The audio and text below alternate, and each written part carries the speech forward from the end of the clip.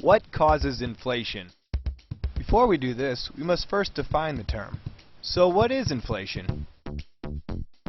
Inflation is usually seen as a general rise in the level of prices, measured by the CPI, our Consumer Price Index. We've experienced this when we go to the gas station and see the price of fuel going up. We've seen our house inflate in value, and at the grocery store, food gets more and more expensive. However, this rise in prices is not the inflation itself, but rather a symptom of inflation. Inflation is actually defined by an increase in the money supply.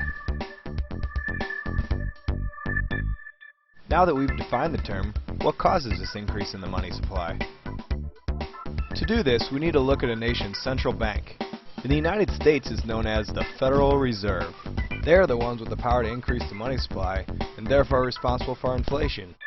The Federal Reserve, often referred to as just the Fed, has several means to do this by.